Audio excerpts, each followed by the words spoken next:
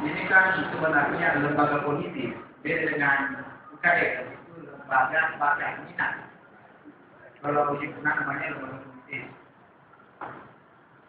Maka dari itu sangat penting karena di dalam administrasi itu akan dilihat sejauh mana perkembangan mahasiswa yang himpunan. Maka dari itu perlu ada profesionalisme berkembang. Tapi ini yang lemah. Yang pertama, saya melihat siklus pembicaraan mulai dari perjalanan di perjalanan dari tahun ke tahun ada hal yang harus kita tegakkan sebagai sebuah komitmen untuk kepengurusan selanjutnya. Yang pertama adalah sistem kelembagaan. Sistem kelembagaan himpunan sebenarnya adalah lembaga non-struktural dari fakultas. Kalau namanya non-struktural berarti bersifat koordinatif, bukan bersifat struktur atau komando. Makanya, kalau dia bersifat koordinatif, maka namanya bukan musyawarah besar. Namanya adalah musyawarah jurusan. Musyawarah besar itu selalu independen, otonom. Tidak ada lagi yang mempengaruhi dalam lembaga lain. Karena ini masih punya non-struktural berarti musyawarah jurusan. Namanya. Itu pertama. Yang kedua, persoalan pemahaman kelembagaan. Ya, pemahaman kelembagaan yang terpenting adalah pemahaman konstitusi. Pemahaman konstitusi akan dibahas di dalam plenum ketiga setelah LPD. Setelah LPD akan dibahas ADRT, rekomendasi, kebijakan dan seterusnya. Yang saya lihat kebanyakan lembaga banyak berpikir tentang uang pada musyawarah ya, uang dan pemilihan cuma dua. Yang terpenting sebenarnya yang sangat mendasar adalah konstitusi. Karena di situ berkaitan dengan pemahaman lembaga. ADRT nanti Anda akan mendiskusikan apa-apa aturan-aturan yang akan dipakai. Kalau misalnya aturan pemilihan umum belum bisa dipakai sekarang, kenapa? Karena akan merujuk pada ADRT yang lalu.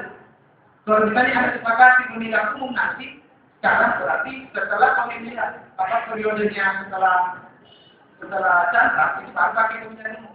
Berarti kita selalu pakai ADRT dan negara. Makanya hati-hati di dalam memutuskan ADRT. Itu yang terpenting di dalam pemahaman. Kalau perlu ADRT nanti diberi banyak-banyak sebagai satu keputusan di musyawarah besar. Kalau perlu setiap pemutus hafal itu. Kalau tidak kita hafal simpan di bukunya, diberi buku sejak ada pelanggaran harus ditahu ada pelanggaran di kota ini. Dan tidak ada lagi alasan berkelit. Kan kalau tidak ini bisa bapak benar berkelit alasannya. Kalau ada hal orang berbicara profesional memberikan persoalan keluargaan. Jadi tidak apa-apa. Tapi berusaha banget personal. Makanya ada ADRT, rekomendasi dan misalnya pemahaman lembaga itu berkaitan juga misalnya metode persidangan masih banyak yang ini kan sebenarnya di dalam metode persidangan itu tidak bagaimana pemahaman seseorang di dalam persidangan. Kalau Anda baru secara bersidang, baru secara berkomunikasi, membuka pendapat, bisa ada baru berkomunikasi. Tapi kalau misalnya berlembaga juga kan jauh secara umumnya juga kayak pasal, insya Allah di kepengurusannya nanti itu kasih balap depan diri. Tidak ada delegasi pemahaman terus tidak. Terus yang ketiga di dalam pemahaman lembaga, di dalam lembaga ada namanya keterwakilan. Keterwakilan itu adalah semua angkatan-angkatan yang ada di jurusan. Kalau keterwakilannya lemah, jurusannya juga lemah legitimasinya. Kalau misalnya setiap angkatan juga punya keterwakilan di himpunan, jadi itu tidak legitimasi. Itu ada kesalahan yang ketiga dan selanjutnya keempat. Untuk pemahaman lembaga, maka penting dilakukan diskursus atau kajian. Ini yang lemah. Ya, kalau kita ngumpul-ngumpul, lain dibicarakan. Tidak ada berbicara tentang konstitusi, lembaga, program kerja, ide-ide cemerlang, dan terus tidak. Tapi ini harus dikembangkan sebenarnya. Itu yang dimaksud dengan pemahaman lembaga. Di situ akan berkembang pemahaman lembaga secara dari kelompok, dari kelompok, semakin diskusi semakin banyak gitu ya.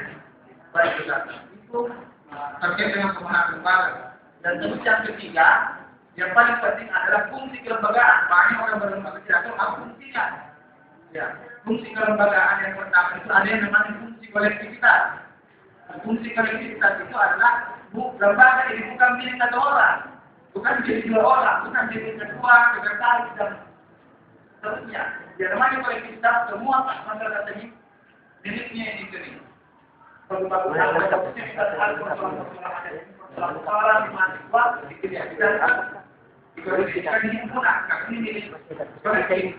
Nah, ini yang pertama, mesti harus jelas fungsi kolektifnya.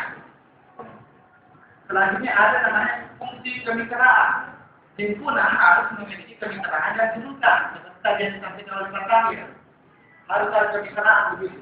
Jadi kalau ada kemitraan antara himpunan dan jurusan, berarti ada koordinasi. Ini penting, koordinasi. Kalau koordinasi ditentukan siapa penggantinya. Harus jelas siapa koordinatornya. Baik jelas juga gimana untuk berbicara tentang administrasi siapa, dan langsung kita tanya seperti yang disampaikan. Permasalahan administrasi akademik jurusan jelas batalin, jangan ada jalan lain. Kalau untuk konsultasi kegiatan program langsung ke pembimbing misalnya, jadi jelas tidak cepat tinggi. Nah, selanjutnya ada namanya fungsi kemasyarakatan. Ini fungsi kemasyarakatan banyak dalam kegiatan masyarakat. Programnya yang berkenaan dengan melibatkan masyarakat. Itu yang ketiga. Selanjutnya ada yang namanya profesionalisme kerja. Jadi ada 4 poin: kelembagaan, pengalaman kelembagaan, fungsi kelembagaan, dan profesionalisme kelembagaan. Profesionalisme kelembagaan yang pertama tadi profesional atau tidak disiplin. Tadi di kata akhir dia kita aja 10. Ada surat jadwal yang ada pertemuan jam 10, kemudian jam 11. Bagaimana caranya disebut? Saya pikir ini yang penting. Persoalan disiplin, termasuk rapat-rapatnya. Kan rapat-rapat itu sudah banyak. Ada rapat pengurus, ada rapat pimpinan, ada rapat koordinasi. Barangkali itu akan diatur nanti di dalam ADRT. Kalau kita nanti paham itu bisa lebih dijalankan dengan baik. Yang kedua, pelanggaran itu banyak dilakukan kalau tidak ada kontrol. Pengawasan. Pengawasan bisa dilakukan wajib dengan ADRT atau konstitusi nanti berkait. Kalau misalnya ada di tempat konstitusi, itu nanti jadi kewajiban untuk mengawasi semua keputusan. Terbuka saja kepengurusan mengawasi keputusan bisa juga mahasiswa lain di luar dari kepengurusan mengawasi lembaga sesuai dengan ADRT. Ya, misalnya yang bukan masuk pengurus bisa juga mengawasi. Jadi nanti juga harus tahu itu ADRT hak dan kewajiban himpunan. Kontrol itu pasti memberikan sanksi. Jadi harus juga jelas sanksikan. Kalau misalnya hanya berlembaga jangan dilakukan bersikap peringatan 1, 2, ketika langsung tidak istimewa, tetap tidak usah. Terus kalau misalnya saya katakan ini berdiri atau kekerasan, kemudian yang berpikiran. Kalau misalnya dia mengganggu orang, mengganggu kolektivitas, tidak direspon saja. Nah, ini kan berbicara tentang koordinasi walaupun dia akan berjalan di dalam pemerintahan. Tapi ada begitu. Setiap orang berarti tadi tidak untuk bersama. Jadi untuk menjaga nama baik terbagi harus ada sanksi. Ya, seperti itu. Selanjutnya yang ketiga, biasanya orang tidak ada yang berlembaga karena lembaga tidak ada inovasinya. Tidak ada pakai integrasi di dalam lembaga seperti ini saja. Jadi makanya marah.